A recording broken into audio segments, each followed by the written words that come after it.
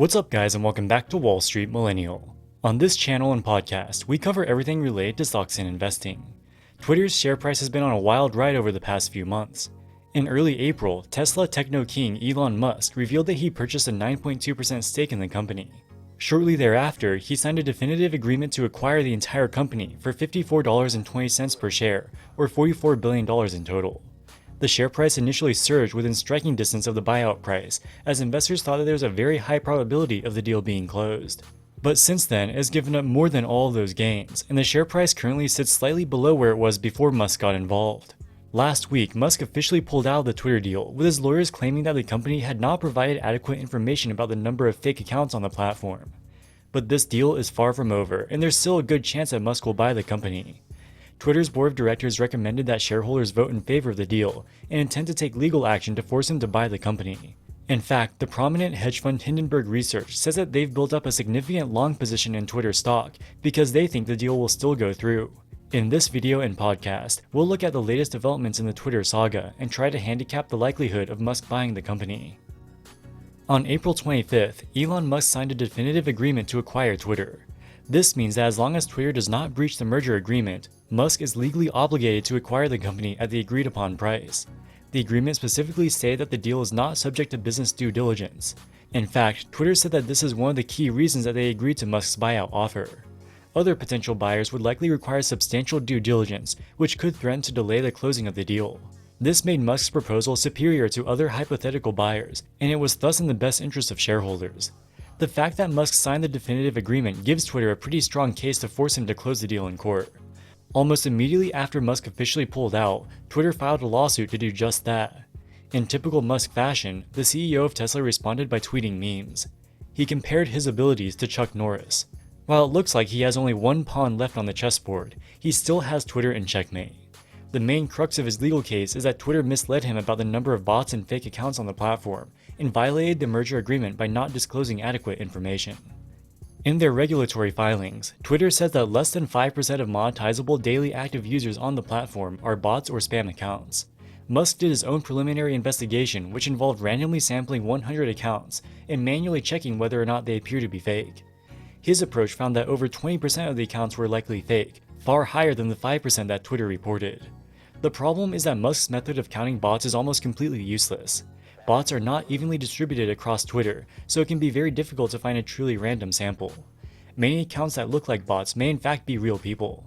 And finally, bots often follow more accounts than regular people, which can skew the number of apparent bots in a random sample.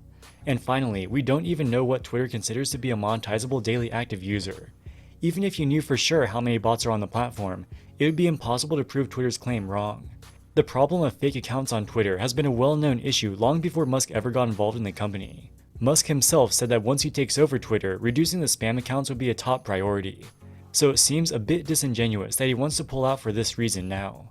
Tesla shareholders are worried that Musk's attention may be stretched too thin by his Twitter project. The company is facing supply chain issues at its new Texas and Berlin gigafactories, and tech stocks in general have entered into a bear market. These factors have contributed to a 35% decline in Tesla's share price since the Twitter deal was announced. Musk was able to get some outside investors involved and secure some debt financing. But of the $44 billion purchase price, $21 billion will have to come directly from his pocket. And even for the world's richest man, $21 billion is a lot of money.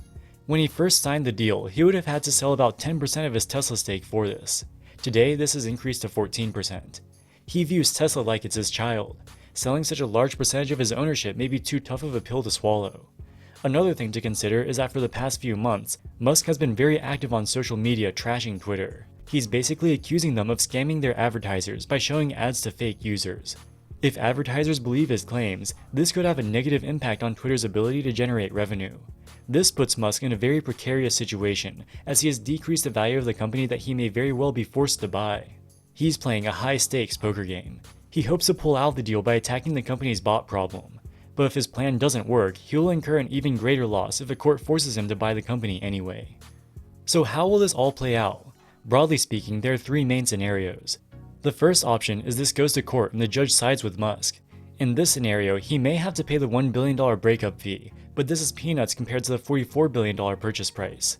The second option is that the judge sides with Twitter and forces him to buy the company for the original price of $54.20 per share.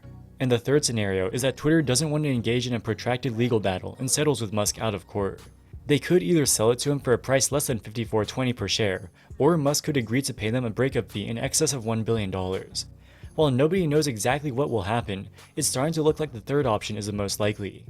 In May, Musk stated publicly that negotiating a lower price is not out of the question. Something that is much worse than they claimed. And, they say, Elon, life's a negotiation, so at a different price, it might be a totally viable deal, correct? I mean, it's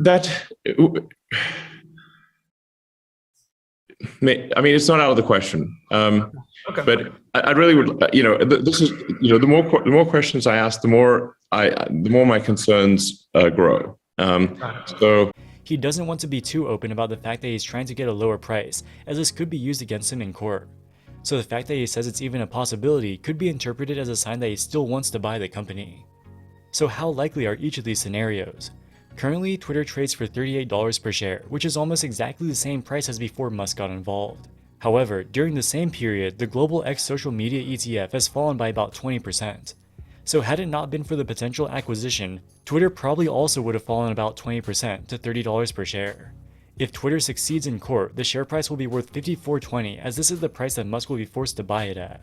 If they settle out of court, it's hard to say exactly what the share price will be, but it will probably be somewhere near the halfway point at about $45 per share. Based on these potential outcomes, we can back out probabilities for each one consistent with the market price of $38. One reasonable solution is a 55% chance of Musk winning in court, a 10% chance of Twitter winning, and a 35% chance of an out-of-court settlement. There are multiple solutions to this equation, but any way you cut it, the market is pricing in a very high probability of Musk winning and a very low probability of Twitter winning. Given how weak Musk's legal case appears to be, I personally think the market is giving him too much credit.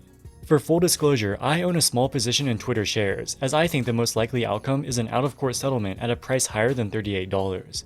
But whenever Elon Musk is involved, it can be very difficult to predict the outcome. Alright guys, that wraps it up for this video. What do you think about Elon Musk trying to pull out of the Twitter deal? Are his bot concerns justified, or is this just a case of buyer's remorse? Let us know in the comments section below. As always, thank you so much for watching, and we'll see you in the next one. Wall Street Millennial, signing out.